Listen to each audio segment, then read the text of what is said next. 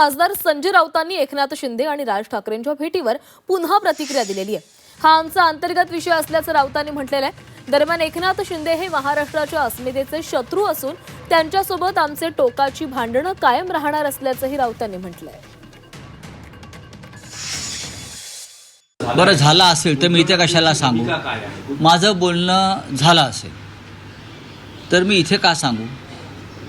झालं ना, पण मी कॅमेऱ्यावरती का सांगू? हा आमचा अंतर्गत विषय आहे। कोणी कोणाला भेटावं, काय करावं, पण मी कालही सांगितलं आणि आजही सांगतो, एकनाथ शिंदे हे त्या अर्थानं महाराष्ट्राच्या अस्मितेचे, स्वाभिमानाचे शत्रू आहेत।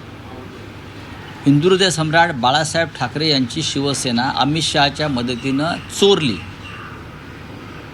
म्हणून ते महाराष्ट्राचे किंवा शिवसेनेचे प्रमुख होऊ शकत नाही।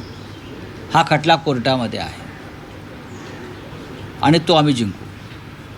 दुसरा असं आहे की एकनाथ शिंदे यांच्याबरोबरचं आमचं भांडण आहे आणि राहील, हे मी वारंवार सांगितलेलं आहे। ते भांडण व्यक्तिगत नसून ते भांडण महाराष्ट्राच्या हिताचं, स्वाभिमानाचं आहे, नैतिकतेचं आहे आणि हे भांडण आम्ही टोकाला नेऊ।